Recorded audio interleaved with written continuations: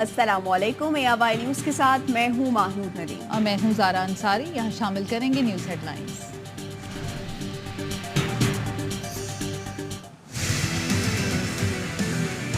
Investigation ये CTD के पास है। खत अभी तक जो CTD को मिले हैं वो 4 हैं। धमकी आमेज खत सुप्रीम कोर्ट भी पहुंच गए। चीफ जस्टिस काजी फाइज ईसा, जस्टिस अतर मिनल्ला, जस्टिस जमाल मंदोखेल और जस्टिस अमीनुद्दीन के नाम लिखे गए खतों में मशकूक पाउडर और खतरे का निशान बना हुआ था। जराए के मुताबिक खत गुलशाद नामी खातून की जानिब से लिखे गए। CTD टीम की रजिस्ट्रार सुप्रीम कोर्ट से मुलाकात, खत हवाले कर दिए। लाहौर हाई कोर्ट के चीफ जस्टिस समेत 5 जजों को भी मशकूक खत मौसूल। पुलिस अफसर ने बगैर किसी एहतियाती तदाबीर के खत खोल लिया। कुछ पाउडर्स में जमीन पर भी गिरा। खत तहरीक के नामों से पाकिस्तान के नाम से भेजे गए हैं। डाकिए से तफ्तीश जारी। गुज़श्ता रोज इस्लामाबाद हाई कोर्ट के 8 जजों को एंथ्रेक्स वाले खत मिले। Chief justice Islamabad high court ने पूछा, अब तक क्या पेशरफ्त हुई? DIG ऑपरेशंस ने कहा, पाउडर के नमूने लेबॉर्ट्री भिजवा दिए। खत पर रावलपिंडी की स्टैंप पढ़ी जा रही है। चीफ जस्टिस ने कहा, 24 घंटे गुजर गए, अभी तक ये पता नहीं चला कि लेटर पोस्ट कहां से हुए।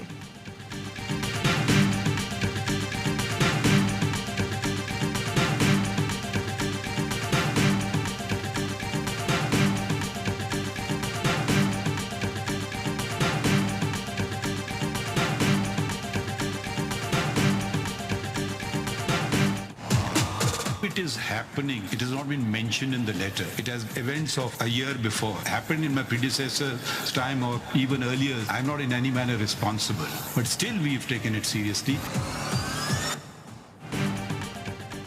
चीफ जस्टिस पाकिस्तान का कुछ जजों के खत पर फुल कोर्ट बनाने का इशारा। खुद नोटिस की समाअत के दौरान कहा, फुल कोर्ट ना बनाने की वजह जजेस की अदम दस्तयाबी थी। हो सकता है आइंदा समाअत पर फुल कोर्ट बैठे। आज़ाद अदलिया पर हमला हुआ तो सबसे आगे मैं खड़ा हूँगा। मेरे दौर में कोई मुदाखलत हुई है तो बताएं, फिर देखें उसका क्या होता है।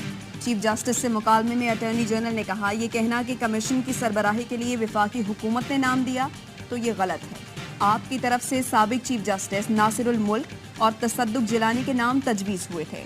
तसद्दुक जिलानी ने वज़ीर कानून से हफ्ते को मुलाकात में TORs पर इत्तफाक किया था। चीफ जस्टिस ने कहा, तसद्दुक जिलानी पर ज़ाती हमले किए गए। ऐसे माहौल पर कौन शरीफ आदमी खिदमत करेगा? कहना नहीं चाहिए, लेकिन प्रोपेगेंडा किया जा रहा है। खत में सब 1 साल पुराने वाक़यात हैं। साबिका अदवार के जिम्मेदार नहीं, फिर भी मामले को संजीदगी से ले रही हैं।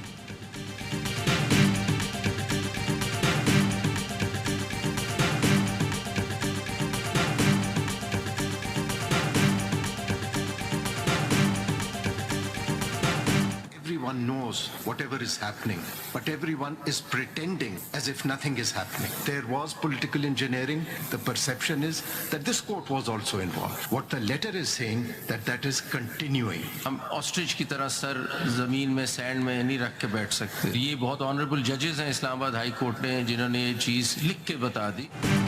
जजों का खत बता रहा है, मुदाखलत का सिलसिला आज भी जारी है। सब जानते हैं क्या हो रहा है, लेकिन तासुर दे रहे हैं जैसे कुछ हो ही नहीं रहा।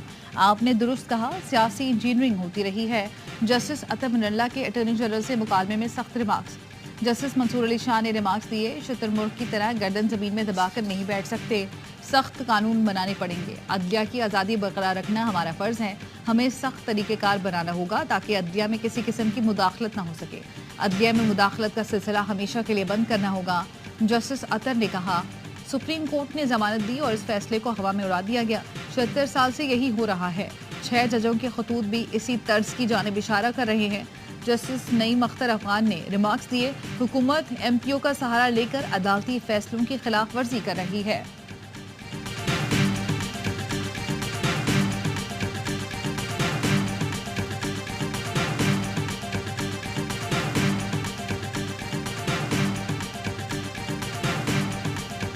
चीफ जस्टिस का क्या काम था कि वो एग्जीक्यूटिव को मिले? एग्जीक्यूटिव जो कि इसमें इम्प्लिकेटेड है। लेटर में जो चीफ इस्लामाबाद हाई कोर्ट के जजेस के लेटर हैं, उसमें एग्जीक्यूटिव इम्प्लिकेटेड है, नाम दिया गया एग्जीक्यूटिव का।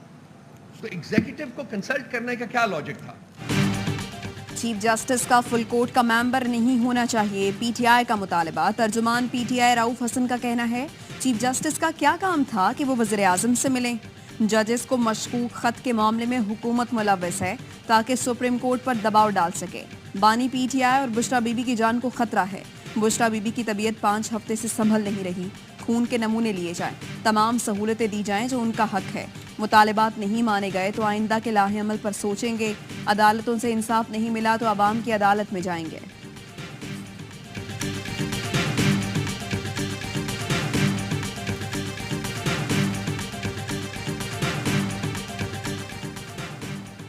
सदर आसिफ अली जरदारी से chief of army staff general Syed Asim Munir की मुलाकात। सदर का ओहदा संभालने पर मुबारकबाद दी और नेक ख्वाहिशात का इजहार किया। सदर मुमलिकत का कौमी ताकत के जरिए दहशतगर्दी का भरपूर जवाब देने के कौमी अज़म का इजहार। सदर मुमलिकत का शोहदा और उनके खानदानों की कुर्बानियों को खराज तहसीन।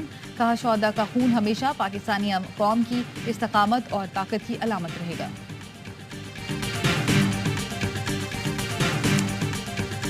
और मेरा कसूर सबसे बड़ा ये था कि मैंने अपने कायद इमरान खान को इस मुश्किल वक्त में छोड़ने से इनकार किया और ना मैं छोड़ूंगा। डाकुओं के टोले में शमूलियत ना करना मेरा कसूर था। मुझ समेत मेरे बच्चे दरबदर हैं। वालिद और बहनों को धमकाया गया। वालिद से कहा बहनों के घर जाकर तोड़ फोड़ होगी। हमारा अजहर की प्रेस कॉन्फ्रेंस। कहा बहनों के घर छापे मारे गए, तूफाने बदतमीजी की गई। बानी पीटीआई को छोड़ा ना ही छोड़ूंगा। आईजी पंजाब ने सिर्फ 23 मुकदमात का झूठ बोला। वकला की टीम उनके खिलाफ तौहीन अदालत का केस दायर करेगी।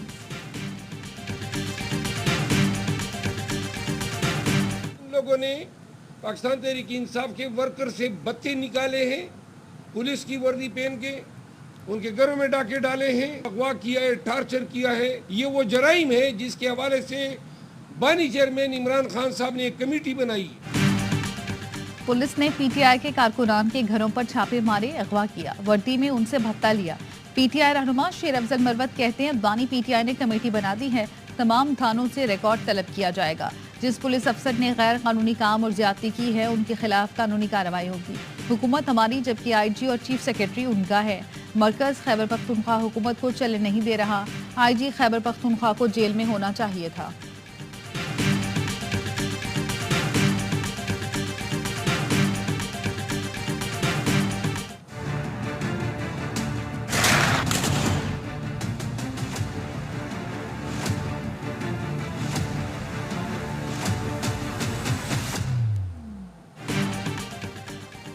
कराची में डाकू राज बरकरार। हुकूमत के दावे धरे के धरे रह गए। अफ्तार से पहले डाकुओं के हाथों मजीद 2 शहरी कत्ल। नॉर्थ कराची अंडा मोड़ पर मज़ाहिमत पर फल फरोश जान से गया। मकतूल की शनाख्त 70 साला शजात के नाम से हुई। न्यू कराची में डाकुओं के हाथों एक शहरी जाँ बहक, 1 जख्मी। डाकुओं ने पकड़ने की कोशिश करने पर गोलियां चला दी। रमजान में डकैती मज़ाहिमत पर जाँ बहक शहरियों की तादाद 12 हो गई। 3 माह में डकैतों के हाथों 52 शहरी जान से जा चुके। मलीर लियाकत मार्केट सरकारी स्कूल से बच्चा नींद बेहोशी की हालत में मिला। मुइज नामी बच्चा तशवीशनाक हालत में अस्पताल मुंतकिल।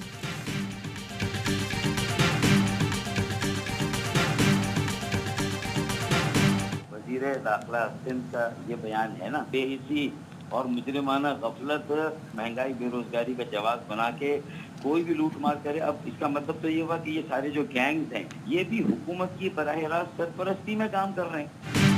कराची में स्ट्रीट क्राइम। एमक्यूएम ने सिंध हुकूमत को आड़े हाथों ले लिया। फारूक सत्तार कहते हैं स्ट्रीट क्राइम पर वज़ीर दाखिला का बयान बेहिसी और मुजरिमाना गफलत के बराबर है। इसका मतलब है जो लूट मार कर रहे हैं ये हुकूमती सरपरस्ती में कर रहे हैं। आवाम को जराइम पेशा नासिर के रहमो करम पर छोड़ दिया गया। गवर्नर सिंध कामरान टिसोरी बोले परसों स्ट्रीट क्राइम के खिलाफ बयान दिया, जवाब आया अपने काम से काम रखें। वज़ीर दाखिला ने कहा जहाँ कारोबार होगा वहाँ क्राइम होगा। दुनिया में ऐसा नहीं होता। सूबे में कच्चे के डाकुओं का असर भी बढ़ रहा है। वसीम अख्तर का कहना है जरदारी और बिलावल जरदारी से अपील है कराची में स्ट्रीट क्राइम की वारदातें बंद कराएं। ये सूरत हाल रही तो कराची में कौन सरमायाकारी करेगा।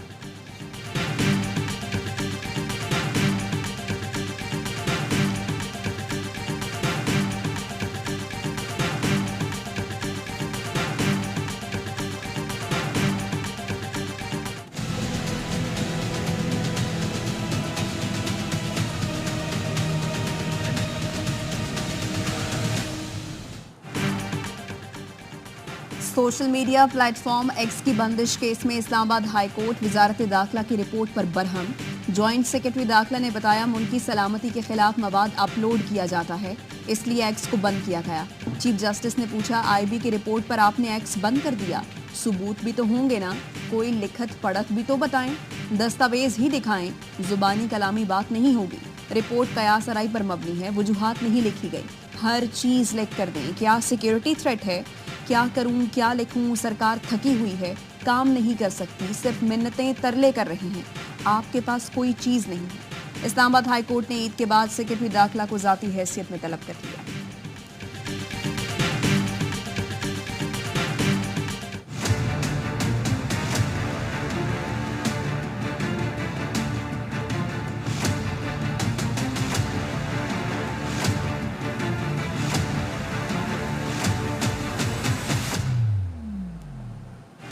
इस्लामाबाद हाई कोर्ट में बानी पीटीआई और शाह महमूद की साइफर केस में सजा के खिलाफ अपीलों पर समाअत।